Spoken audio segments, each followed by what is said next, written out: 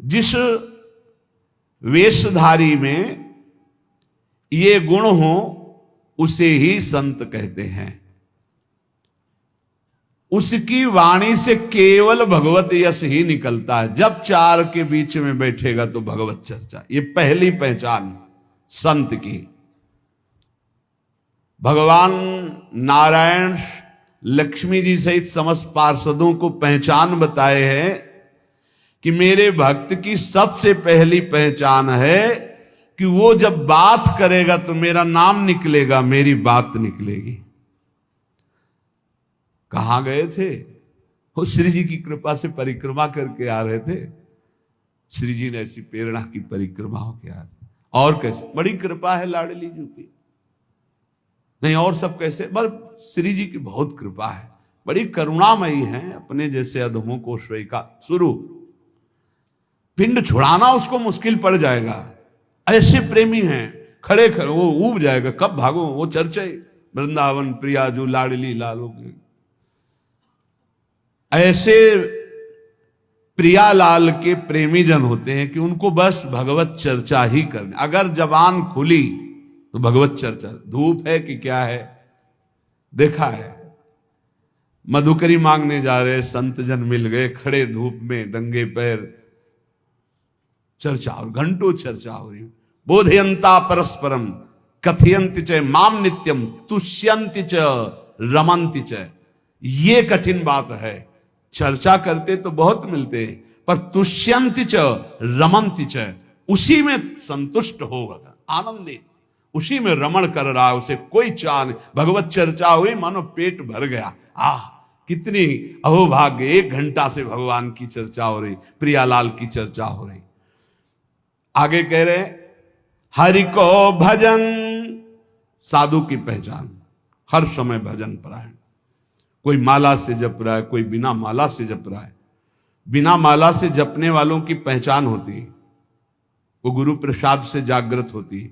एक दृष्टि में पता चल जाएगा ये बहिर्मुख है या अंतर्मुख होकर नाम जप कर रहा है। जहां एक दृष्टि गई तो पता चल जाता है। अंतर्मुख का एक अलग होता है, वो एक कुछ अलग चेहरा हो, चाहे जितना वो छुपाना चाहे नहीं छुपा सकता। एक दृष्टि में पता चलता है नाम जापक है, अंतर से में नाम चल रहा है। और चाहे जितना दिखाना चाहे, मान लो ऐसे बाहर, तो अंतर में पता चल जाएगा ये केवल सामने की बात है, अंतर में इसके नहीं चल रहा है। दोनों बातें भजन करने वालों को अपने आप पता हो जाती है। उपासक, संत, भागवत, महाभागवत, इन सब की पहचान भजन से ही है। कल चर्चा जब विश्राम हो रही थी सुना था, आधे पल के लिए भी त्रिभुवन की राज्य लक्ष्मी देने पर जो अपने प्रभु का भजन नहीं छोड़ता, सुमिरन नहीं छोड़ता, वो महाभागवत है। तो हरि को भजन ये प्रधान बात है। मुंह खुले तो भगवत चर्चा और मुंह बंद तो नाम चल रहा है।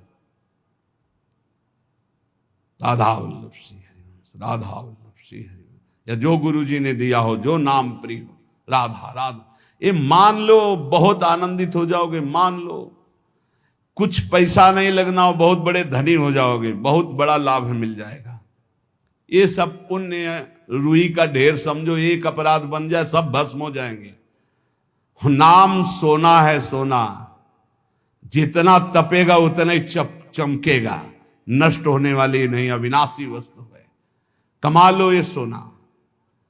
ये जो सोना है, सोना, ये सोना वास्तविक सोना, इसी सोना में सोवत पांव पसार, पूरी रात निकल जाए, जब नींद ना आवे, मंत्र चले, तब समझो। इसके लिए कभी सर्दी में कंबल नहीं ओढ़े गए, इसी बात के अभ्यास के लिए कभी कंबल नहीं। जो नीचे मार्किन पहने वही मार्किन उतार कर ऐसे पैर से फंसा के सर, पूरा शरीर कांप रहा है। मंत्राकार वृत्ति, पेट में अन्न नहीं, ऊपर वस्त्र नहीं, गंगा का किनारा, भीषण सर्दी, 1 मिनट नींद नहीं, मंत्राकार। 4 बजे गंगा में फिर खड़े हुए। ऐसे थोड़ी भागवती की वृत्ति बनाई जाती है।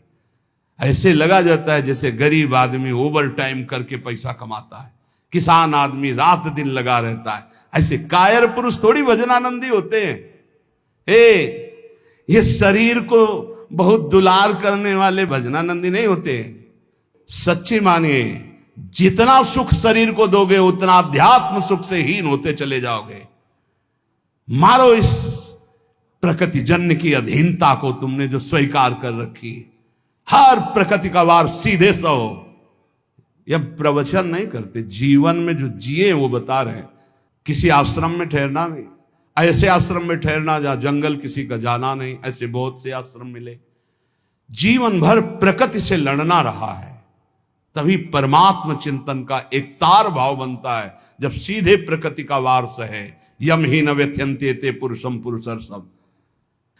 काशी के घाटों में जो तपन होती थी दिन भर धूप की, तो रात्रि के 2 बजे तक तपना ही होती थी और 2 बजे उठ के नहा के विश्वनाथ जी जाना है। जीवन को एकदम प्रकृति से वार सहने वाला बना ले तो बहुत आनंद आता है। ये सुविधा नरक समझो, सच्ची मानिए आप। हरि भजन में दिखावा कभी नहीं होना चाहिए, नहीं तो सच्चाई का हरि भजन छूट जाएगा। भजन करने वाले उपासक को कभी कीर्ति की चाह मत रखना, ये हम प्रार्थना करते हैं। ये अंतिम वो खाई है जहां से गिरा करके भगवान से विमुख कर दिया जाता है। दिन है तो रात आएगी, रात है तो दिन आएगा, ऐसे देखना हम तुमसे कहते हैं। ये सब केवल बाहरी है। आंतरिक श्रद्धा अटूट होती है, बाहरी श्रद्धा में कोई दम नहीं होती। हम इन श्रद्धाओं की दम नहीं होती। इनको तो हर गली में खड़ी होना, जहां वाह वाह वहीं खड़े हो गए।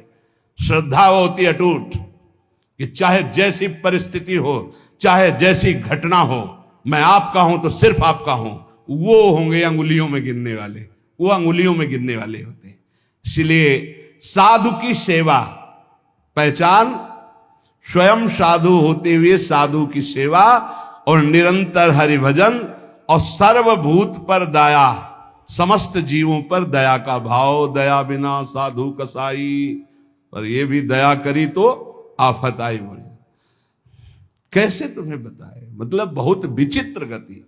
आध्यात्मिक आनंद की प्राप्ति के लिए बिल्कुल व्यवहार शून्य जीवन जो जिया गया, उसमें बिल्कुल विपरीत जीवन प्रभु ने ये किया है।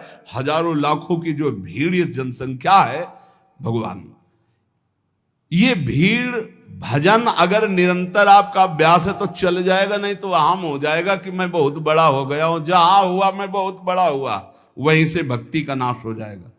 ये सम्मानम कल्यात घोर गरलम नीचापमानम सुधाश्री राधा मुरली धरो भज सके वृंदावन मात्यज। ए भाई, कभी भूलकर भगवान से यश मत मांग लेना कि हमारा भी नाम हो जाए। बहुत खतरा है इस नाम में, बहुत खतरा है। आपसे सबसे प्रार्थना करते हैं, यश की चाह मत रखना। उर्कछु प्रथम वासना रही, सो प्रभु पद सरित प्रीति सो बही। बहा दो वासना को। अगर कोई वासना रहेगी तो बहुतायत में मिलेगी, क्योंकि मेरा मालिक सबसे पहले अंदर की वासना की पूर्ति करता है। विभीषण जी के पहुंचने पर सबसे पहले लंकाधिपति का अभिषेक किया। इसलिए साधक अंदर की वासनाओं को देख लो। अगर कोई भी वासना तो हटा दो। नहीं, मेरे स्वामी का स्वभाव है, पहले तुम्हें वासना की चीज फेंकेंगे, ले, और जब घृणा हो जाएगी तब आगे बढ़ा देंगे।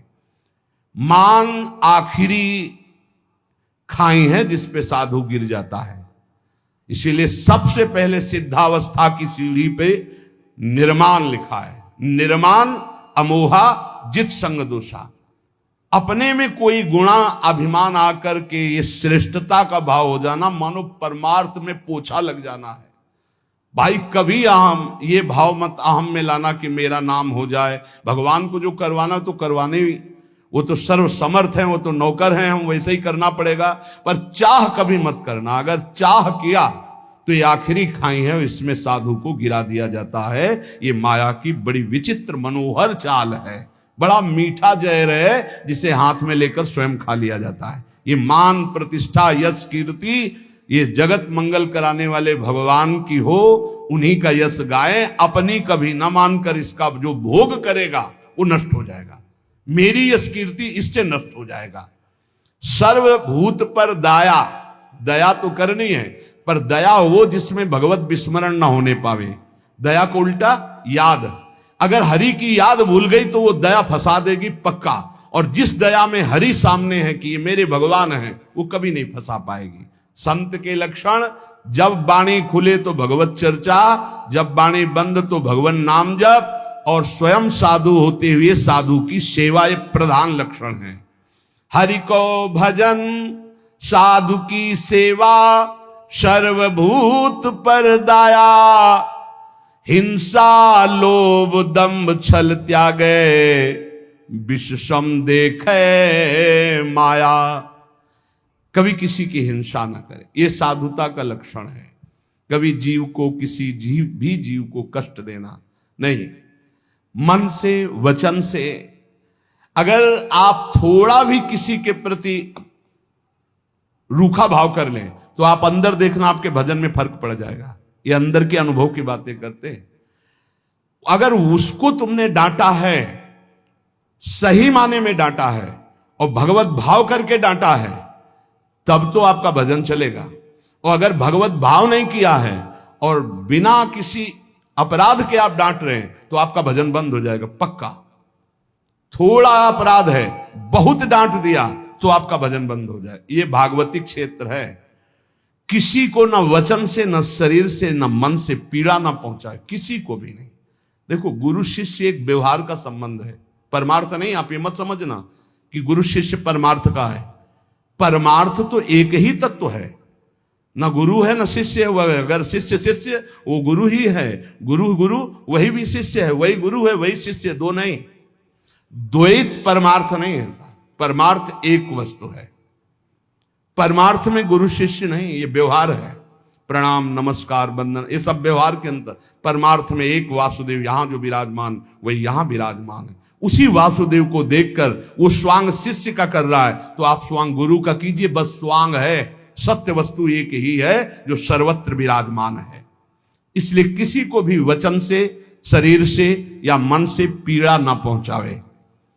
लोभ, किसी भी तरह अर्थ का लोभ ना आने पाए। दंभ, कोई दिखावा मान प्रतिष्ठा के लिए नाटकबाजी नहीं होना चाहिए। छल त्यागे, छल अंदर कुछ है बाहर कुछ है ऐसा ना करे। साधुता का मार्ग निर्मल है। संत सरल चित जगत हित जान स्वभाव सने। संतों का स्वभाव ये होता है जगत मंगल करना, सरल चित्त, छल कपट रहित रहना। और विषम देखे माया। माया किसे कहते हैं? मैं मोर तय तोर, जहां तक इंद्रियां जा रहे, जहां तक भोग विलासता के लिए मन जा रहा, सो सब माया जानो भाई। अपने माया में ही जी रहे हैं, माया में ही रह रहे हैं, माया के ही शरीर में है। इसे भगवत समर्पित करके माया की वस्तुएं भगवत प्रसाद करके पाओ, माया की वस्तुएं भगवत समर्पित करके प्रसादी पहनो, बच जाओगे। अगर स्वयं भोक्ता बनोगे अमनिया के तो फिर माया फंसा लेगी। अमनिया ठाकुर जी को प्रसादी आपकी, बच जाओगे। ये सिद्धांत है बचने का। एक भी वस्त्र बिना ठाकुर जी को अर्पित किए मत पहनना, एक बूंद पानी बिना अर्पित किए मत पीना, एक भी अन्न का टुकड़ा बिना अर्पित किए न जाए तो आप देख लेना माया मुक्त हो जाओगे। सहनशील साधु कौन? जो सह जाए अंदर की बात और बाहर की भी बात। बाहर कोई गाली दे दे, अपमान कर दे, निंदा कर दे, सह जाए। अंदर की बात, काम आ रहा है, क्रोध आ रहा है, लोभ आ रहा है, मोह आ रहा है, चुपचाप सह जाए। इनके सहने से भगवान की प्रसन्नता होती है। इनके सहने से भगवत भक्ति बहुत जोर की बढ़ती। सहत सहत बाढ़े भगत गिरे तन गुरु हित गान। ये नियम बना लो कि मुझे सहना है, सहने से भगवान प्रसन्न होंगे। अपने प्रभु के लिए हर दुख सहना है। जब ये बात आ जाती तो सब कुछ सहन करने में आनंद आता है। भला कष्ट सहने में कहीं आनंद आता है, लेकिन आनंद आता है अपने प्यारे के लिए कष्ट सहने में आनंद आता है। सहनशील, अगर ज्ञान हो जाए तब तो फिर क्या कहना, ज्ञान नहीं तो अपने प्रभु के लिए सहो। ज्ञान में तो सहना ही क्या, स्वाप्निक है, बिल्कुल स्वाप्निक है। बिल्कुल जैसे जगत आप देख रहे हो बिल्कुल स्वप्न चल रहा है, ये दीर्घ स्वप्न है मोह निद्रा में। भक्ति में उसे ऐसे ले लो कि भगवान की लीला हो रही है तो हमें भगवान सहना चाहते हैं, इसलिए गाली दिला रहे हैं, इसलिए निंदा करा रहे हैं, इसलिए अपमान करा रहे हैं, चुपचाप सह जाओ। आशय उदार, आशय उदार होना चाहिए। आशय हमारा सांसारिक नहीं होना चाहिए। आशय क्या है? भगवत प्राप्ति। भगवत प्राप्ति के लिए हमें हर बात सहनी है। धीरज, धैर्यवान। भगवत प्राप्ति अगर आशय नहीं, लक्ष्य नहीं, तो आप सह नहीं सकते, पक्का समझ लेना। भगवत प्राप्ति के लिए सह सकते हो। भगवान की बड़ी विचित्र लीला, बड़े बड़े सिद्धों को पिटवाया है, पुजवाया है, दोनों काम करते हैं वो। पुजवाना भी वाह वाह और पिटवाना भी, ये दोनों काम साथ उनके चलते रहते हैं। अगर ऊपर से कुम्हार पीटता है मटकी को तो अंदर से हाथ दिए रहता है, ऐसे दोनों कार्य होते हैं। अब बोलो बूढ़े बाबा माधवदास जी हैं जगन्नाथपुरी में, अब उनकी कौन सी परीक्षा बकाया है? साथ ले जाते हैं बाबा, रात्रि में शयन हो जाता है जगन्नाथ जी का, आते हैं बाबा चलो आज राजा के बगीचे के कटहल का, बड़ी खुशबू मार रही, पके कटहल है। तो जय जय आप सुबह हमने आदेश करें, हम राजा के पास जाएंगे, भिक्षा मांगेंगे, वो कटहल लाके आपको दे देंगे।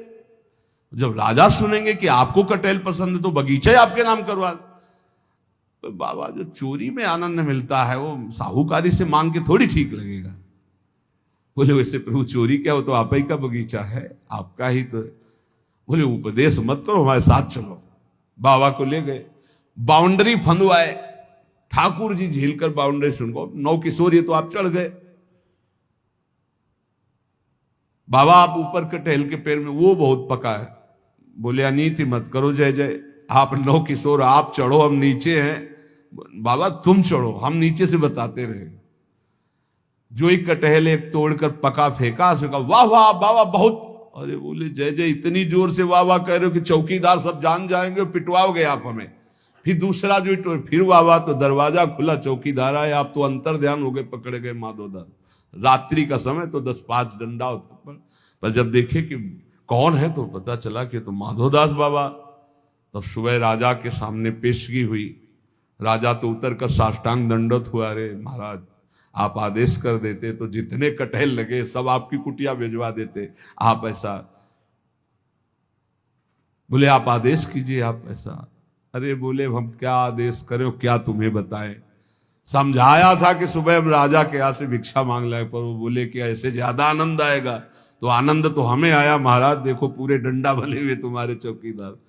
मतलब क्या? बोले जगन्नाथ जी साथ थे, ऐसा। बड़ा अपराध बन गया। सुबह ही पूरा सब हो जाके जगन्नाथ जी को समर्पित कर दे। बड़े बड़े सिद्धों को पिटवाना। अब वो कहीं भोजन मांगने नहीं जा रहे, रात दिन भजन में डूबे हुए। अपना थाल अपने पार्षदों से जो भोग में लगा सजवा करके और खूब आप दिव्य पार्षदों से गायब करवा दिया। माधवदास बाबा के पास, बाबा पा लीजिए, वो प्रसाद आया जगन्नाथ जी का। हाँ अभी रख दो, फिर हम धो के रख देंगे, बाहर से ले जाना। अब प्रगट पार्षदों ने देखा थाल ही गायब। अब पूरी हल्ला मच गया, जगन्नाथ जी का थाल गायब, भोग का।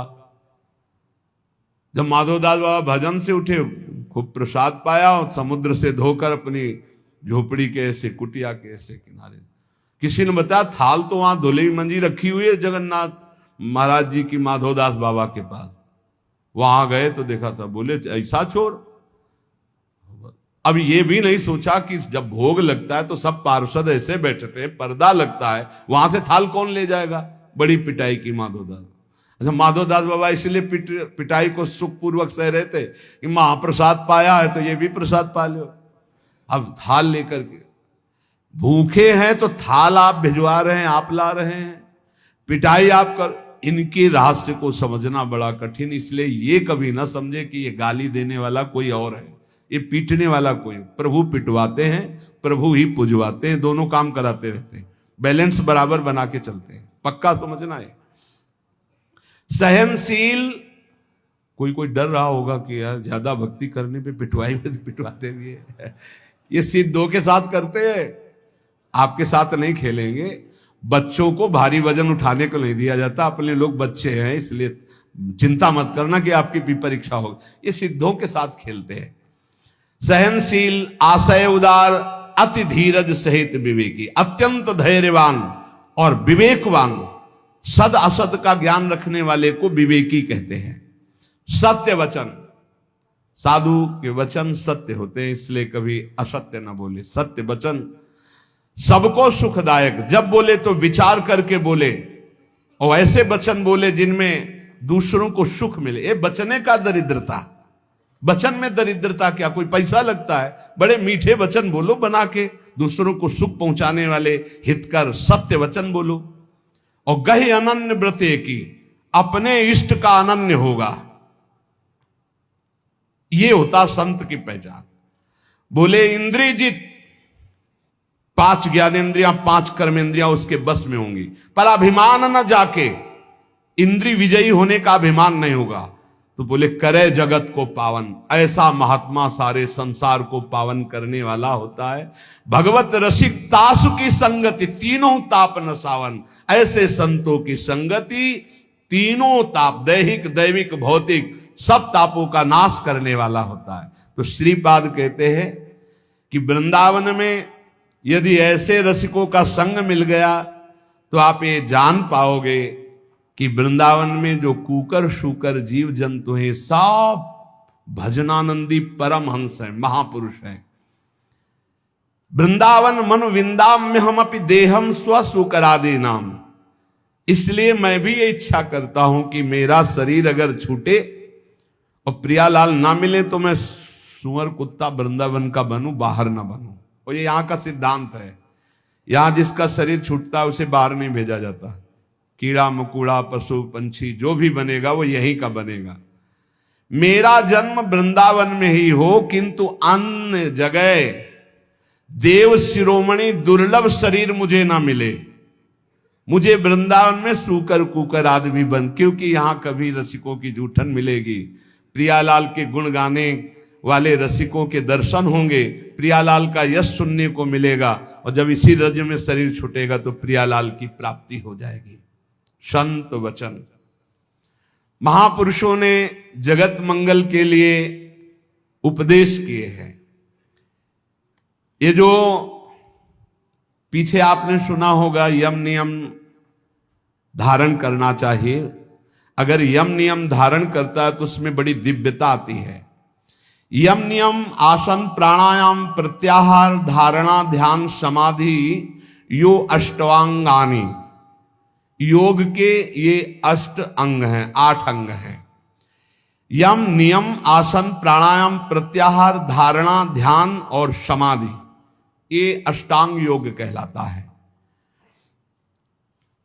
पर यम नियम हर उपासक के जीवन में होना चाहिए, चाहे जिस मार्ग का हो।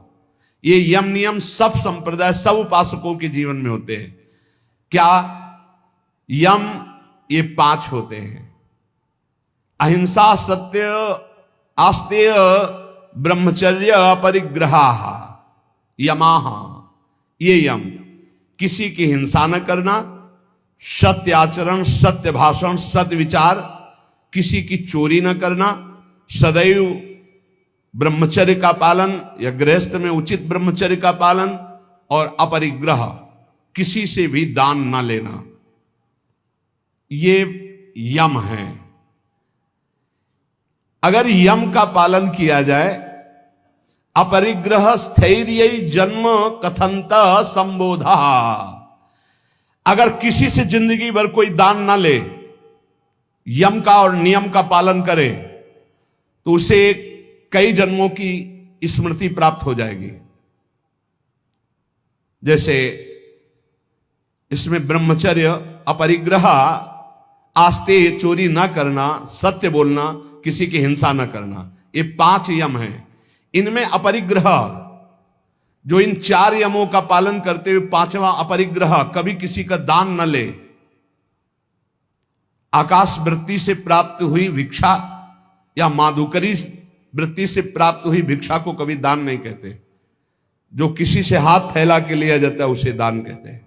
आकाश वृत्ति से जो हमें भगवान बैठे बैठे दे दे, अजगर वृत्ति, ये माधुकरी वृत्ति, ये संतों के लिए रखी गई। और गृहस्थ में तो दान लेने का कोई सवाल ही नहीं, धर्म पूर्वक कमाओ और दूसरों की सेवा करना वो बात है। लेकिन तीर्थयाटन या कहीं भी जाकर कई बार मना किया है, आप गृहस्थ हो, अपनी मेहनत की कमाई का खाओ, भले आप चना चबेना से समय काटो, लेकिन किसी की हलवा पूड़ी दी हुई मत खाओ, क्योंकि आपके पुण्य बच जाएंगे।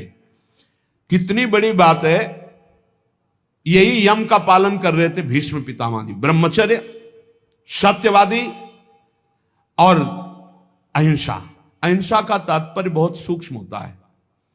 जो धर्म विरुद्ध आचरण करने वालों को धर्म युक्त दंड देता है वो हिंसा नहीं मानी जाती। अहिंसा का मतलब यही नहीं कि केवल अधर्मी पुरुष है, पापाचरण कर रहा है, आपका राजकीय पद में अधिकार है कि उसको दंडित किया जाए और आप उसे कि मैं तो अहिंसा व्रती छोड़ दिया, अब हिंसा हो गई, क्योंकि वो हजारों को अधर्म करके दुख देगा, वो तुम्हें पाप लगेगा। तुम अधिकार प्राप्त हो राजकीय विधान से, उसको दंडित करो, उसको शासन में लो। अधिक पापी है तो उसको न्याय के द्वारा ऐसे कब्जे में रखा जाए जिससे वो अपराध ना कर पावे। तो कहीं कहीं हिंसा भी अहिंसा हो जाती है, हिंसा भी अहिंसा हो जाती है। जैसे हम पीछे सुनाया था वो लकड़ी हरी उजाले का, पूरे 4 को मारा तो पूरा गांव बच गया, तो वो अहिंसा हो गई, वो पुण्य हो गया। भीष्म पितामह जी को भगवान से कह रहे कि मुझे 100 जन्म की पूरी याद है, पीछे मैंने कोई ऐसा पाप नहीं किया जो ऐसा भोग रहा हूं। ऐसे ये जो पूर्व जन्मों की स्मृति है, ये यम धारण करने से प्राप्त हो जाती है। अहिंसा, सत्य, चोरी ना करना, ब्रह्मचर्य धारण करना और किसी से परिग्रह न लेना, दान न लेना। दान लेने से बहुत हानि होती है, बहुत हानि होती है। दान लेने में खुशी नहीं होना चाहिए कि हमें कोई बहुत महंगा स्वेटर दे रहा है, बढ़िया घड़ी दे रहा है, खूब रुपया दे रहा है, ये बहुत घाटे का है। नाशवान वस्तुओं से अविनाशी भजन का हिस्सा बटा देना, ये कोई बुद्धिमत्ता नहीं है। सहज में काम चलाओ और खूब भजन करके जगत मंगल करो, भजन करके भगवत प्राप्ति करो। देखो कितनी बढ़िया बात कह रहे हैं। अपरिग्रह स्थैर्य जन्म कंथता संबोधा। अनेक जन्मों की वो याद बैठे बैठे कर सकता है, पूर्व जन्म में मैं कौन था या पूर्व जन्म में आप कौन थे। जो किसी का कभी दान नहीं लिया और अखंड ब्रह्मचर्य से रहता है, सत्य बोलता है, चोरी नहीं करता, किसी की हिंसा नहीं करता, जो ब्रह्मचर्य से रहता है। ब्रह्मचर्य प्रतिष्ठायाम वीर लाभः। ब्रह्मचारी जैसा कोई बलवान नहीं होता, शारीरिक बल कोई बल नहीं कहा जाता। ब्रह्मचर्य में सामर्थ होती संकल्प बल की, जाओ ऐसा, फिर वैसे ही होगा। अध्यात्म बल बहुत बढ़ जाता है ब्रह्मचारी का, आत्मबल बहुत बढ़ जाता है।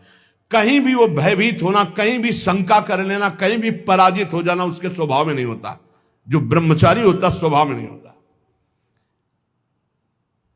ये खास बात होती है। भगवान परशुराम जी के पास जब अंबा जी गई, अंबा जो काशी नरेश की 3 राजकुमारियों में एक सी थी, उन्होंने कहा कि मैं आपसे सहायता चाहती हूं भृगुवर, मैं आपकी शरण में हूं, शरणागत की रक्षा करनी चाहिए। बोले पहले तो तुम्हारा स्त्री स्वरूप है, वैसे ही अधिकार बनता है रक्षा का। दूसरा तुम शरण में हो, बोलो कौन त्रिभुवन में ऐसा है जो तुमको कष्ट दे रहा है। बोले पहले वचन दो कि मैं उसको मारूंगा। बोले निश्चित परास्त करूंगा उसको। बोलो कौन है? तो कहा आपके प्रिय शिष्य भीष्म। एक बार तो परशुराम जी की भीष्म के द्वारा ऐसा कैसे अपराध बन गया, क्या हुआ, पूरी घटना सुनाई। तो उन्होंने कहा वैसे तो उन्होंने ऐलान किया था कि मैं हस्तिनापुर नरेश के लिए इन राजकुमारियों का अपहरण कर रहा हूं। उन्होंने ये तो नहीं कहा था कि मैं अपने लिए, उसी समय तुम्हें बोल देना था कि मैं साल्व से प्रेम करती हूं, तुम्हारी त्रुटि रही। तो उनका भगवान मैं समझ रही थी कि आपके शिष्य आप पक्ष लेंगे। बोले बिल्कुल पक्ष नहीं लूंगा, तुम शरणागत हो, तुम्हारे लिए मैं मेरी आज्ञा का पालन करेगा। अखंड ब्रह्मचारी भीष्म जी और अखंड ब्रह्मचारी भगवान परशुराम जी, दोनों सत्य पे हैं, दोनों महान हैं, पर एक गुरु है एक शिष्य है। पर एक इच्छा का अनुमोदन कराने के लिए अपनी द्वेष वृत्ति का भगवान परशुराम जी का आश्रय लिया, इसलिए परशुराम जी कमजोर हैं। और सत्य का पालन करने के लिए धर्मनिष्ठ इसलिए चेला बहुत जोरदार के हो गए भीष्म जी। बुलाया भीष्म जी को बाहर हस्तिनापुर के, अर्घपाद्य आदि लेकर गए, प्रार्थना की, परिक्रमा की, दंडवत किया। बोले मेरी आज्ञा है अंबा को स्वीकार करो। बोले कदापि गुरुदेव नहीं, क्योंकि सब कोई जानता है सत्य के आगे कुछ नहीं, और मैं सत्य प्रतिज्ञा किया हूं कि अखंड ब्रह्मचर्य रहूंगा, जीवन में कभी संतान उत्पन्न ही नहीं करूंगा। तो उनका युद्ध या अंबा, तो उनका युद्ध गुरुदेव से युद्ध, उन्होंने ही विविध प्रकार के दिव्यास्त्रों की शिक्षा भीष्म जी को दी थी जब गंगा जी ले गए थे। और गंगा जी ने और भी दिव्यास्त्र सिखाए थे जो परशुराम जी को भी पता नहीं थे। ऐसे थे, रोज युद्ध होता, पहले जाते, परिक्रमा करते, साष्टांग दंडवत करते हो, कहते आशीर्वाद दीजिए विजयी भव का।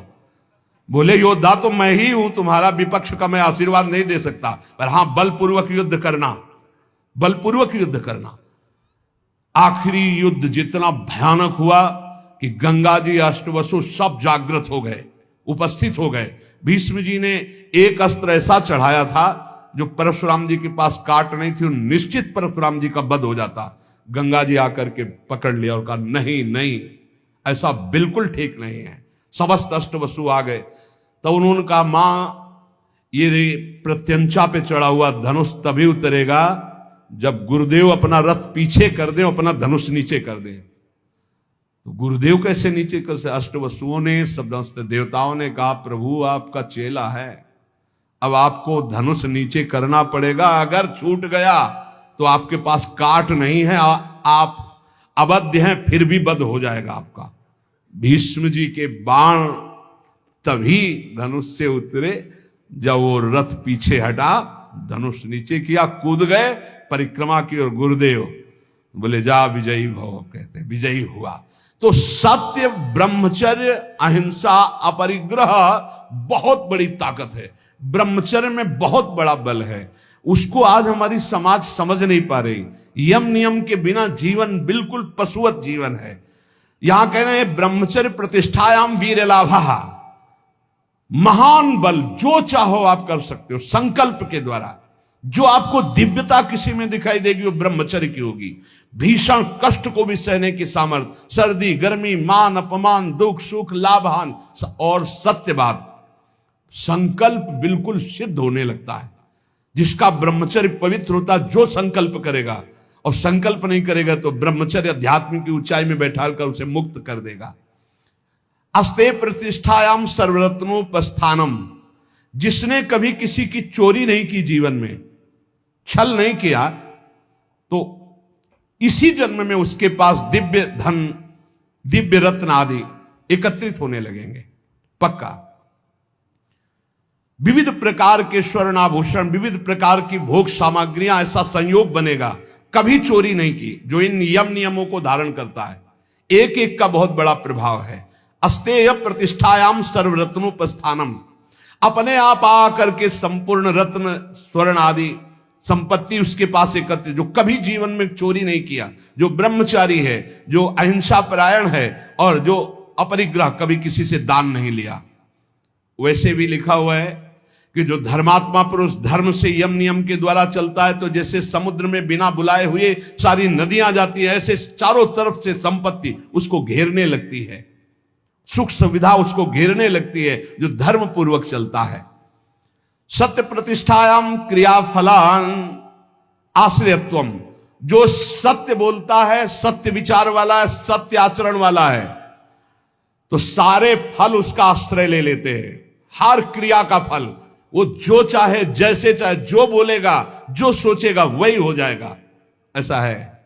एक इतना बड़ा बालक है, हंसी मजाक में